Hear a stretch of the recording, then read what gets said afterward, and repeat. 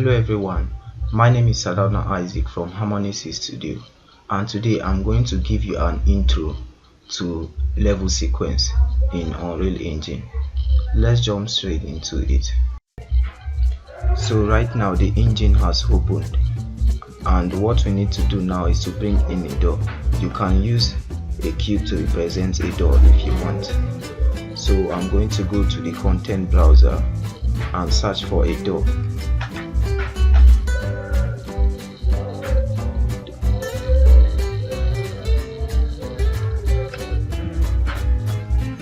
I would like to duplicate this door by holding Alt, then drag out the door.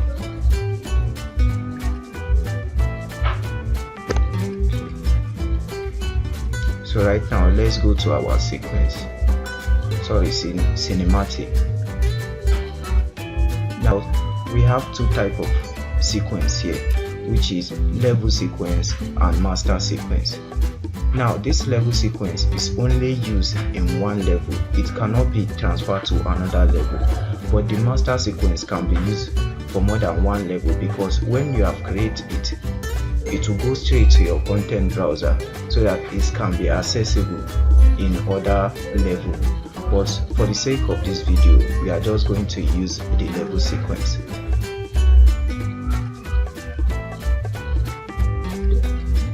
Let's give it a name.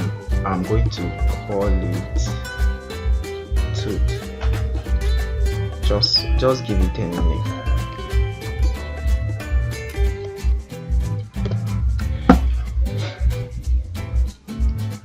Then I'm going to save it in my animation because I create a folder for it. You can also create a folder by right clicking and create a new folder to put the anim inside, that is the animation. So now let's save it, and now we are in our sequence.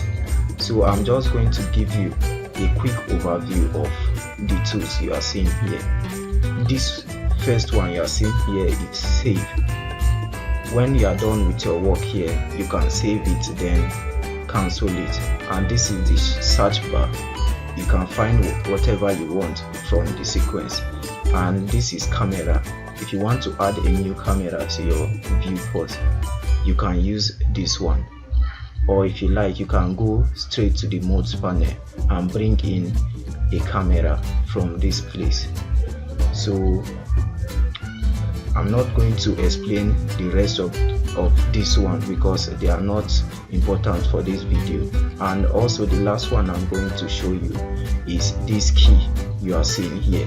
You just need to click it, because whenever you are making an animation, and when you push the door to another location, it will update that location for you and give a key there. We are just going to go through the process in order to give you some standard understanding about it. So, and the last one here is your snapping, because whenever you do anything, it tries to snap your animation to every point here. So right now let's bring in our door. We need to select it from the viewport, then come to our sequence. You can use this track here to go straight to our actor sequence, then bring in the actor. This is our door, our first door, which we have clicked from the viewport. Or if you like, you can also right click from your, just right click the empty space and go to the empty actor here and bring in our first door. Automatically the sequence has created a transforms for us, and when you open the transform, it has a location, rotation and a scale, and you can also use them for the door. But for this video we are just going to make use of the location of our door. So right now let's create a new keyframe and draw this to anywhere we want, I'm going to leave it at 60 frame. So let's drag our door to anywhere we want. So I'm just going to draw it a little, and you can see the keyframe has updated just because this key here is activated. But if we uncheck it, anything we do from here will not be updated. So I just like leaving it like this. But if your own is not checked, you can also click it to use. It's just a choice. Then let's test our animation and see. Let's drag it back. You can see it is reversing, and when we go back it will also open. So I'm going to reduce the sequence because we do not need it.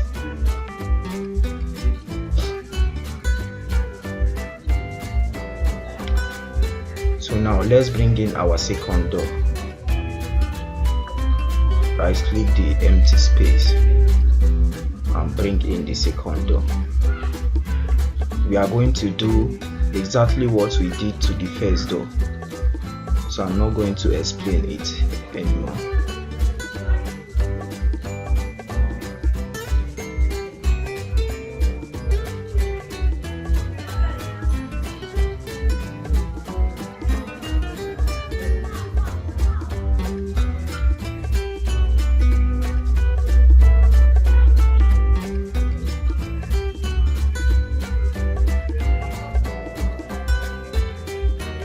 Then you drag it to wherever you want and it will be updated. Let's play it. Let's play the reverse first. You can see our door has come together, and when we play it, it will open. So now we are done with our two door. If you like, we can save it now and go to our blueprint to access it. But there is still one thing I would like us to do, so that whenever we go to the blueprint to access it, whenever the door opens, it should not come back to its normal position because it looks odd. So what we need to do now is to tweak some little setting from this animation we just did. So come to the animation panel here and click, just right click, okay, left click,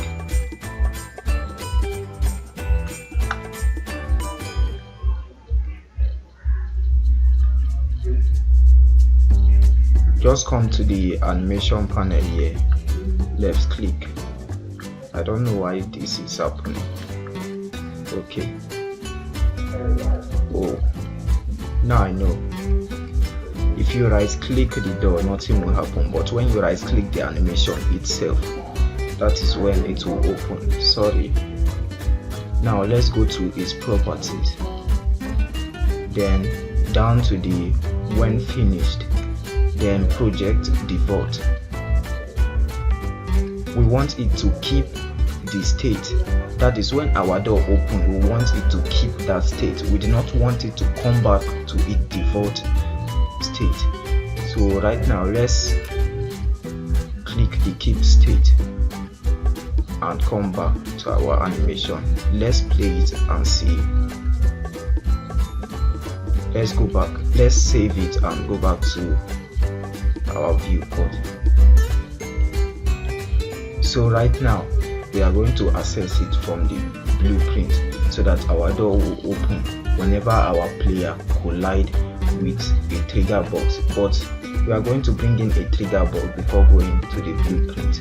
Now let's go to our modes panel, go to basics and bring in a trigger box.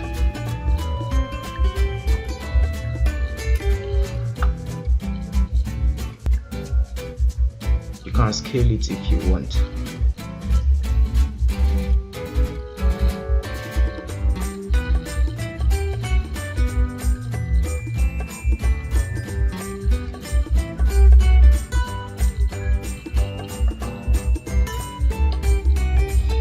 Okay, now let's go into our blueprint, but before going to our blueprint, make sure the trigger box is selected and let's go to the blueprint.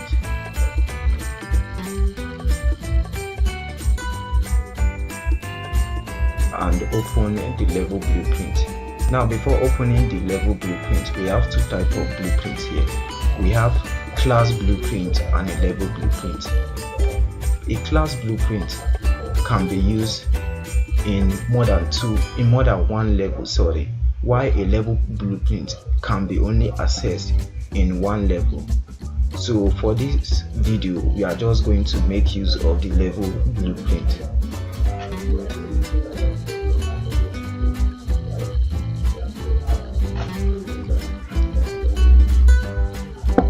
My computer is slow, please just bear with me. And also, if you have anything to say in the comment below, you can let me know, because I'm also learning. This is just my 4th month in Unreal Engine. You need to right click, then go to add event for the box, then collision. Whenever the player collide with this trigger box, we want something to happen. We want an event to happen. So we should open our collision and bring in begin overlap, so that whenever our player collide with this trigger box, we want this sequence to open. We want it to trigger the sequence and make it to open. So let's click it. And also we are going to bring in begin overlap. Go to add event for trigger box, collision, then begin overlap. Let's go back to our viewport, but before doing that, I should take this one to another place, and I should separate it. Let's go back to our viewport and look for our animation.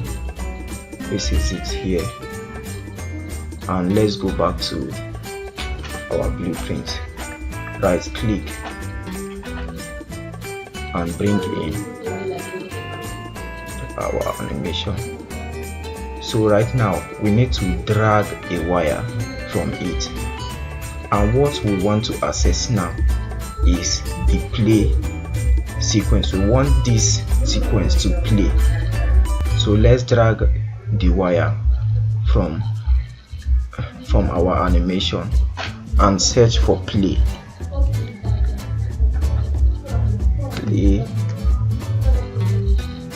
sequence.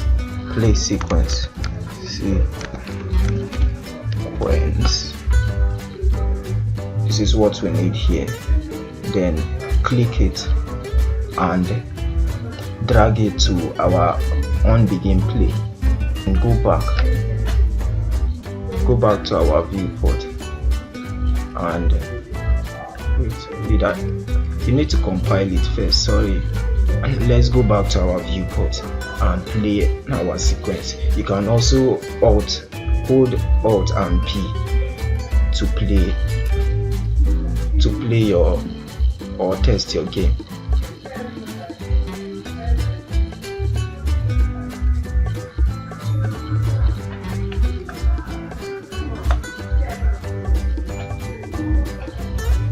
So right now, let's see what we have done. Whenever we come into this door right now,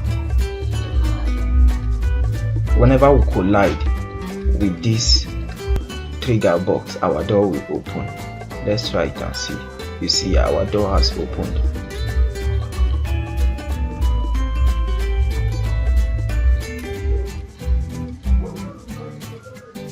Oh, there is still something we need to do.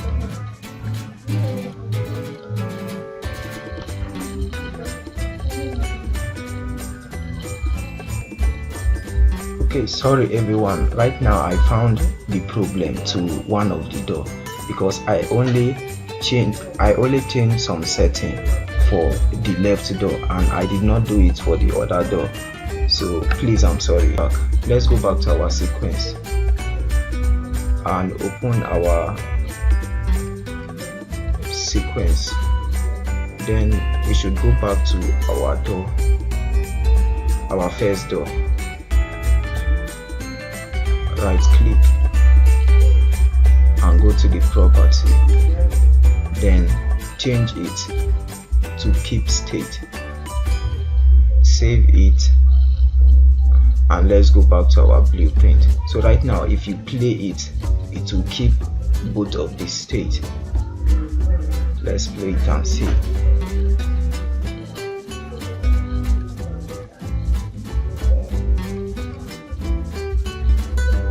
You can see it's keeping the state. Press the escape key and let's go back to our blueprint. Now we want the player, whenever our player goes out of this, we want something to happen. That is, we want this door to close whenever our player goes out of our trigger box, and whenever our player goes into the trigger box, we want it to open. That is why we bring in this end B overlap. So right now we need to bring in a reverse, so that whenever this player, whenever our player goes out of this trigger box, we want the door to close itself. So what we need to bring in now is to bring in a reverse to reverse the door to its normal state. So let's search for reverse, play reverse, and hook it to our end begin overlap. Compile and go back.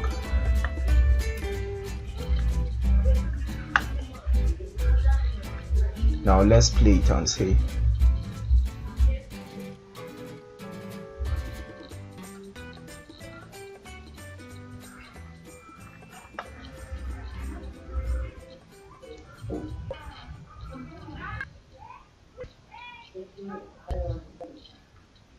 Everything is working perfectly.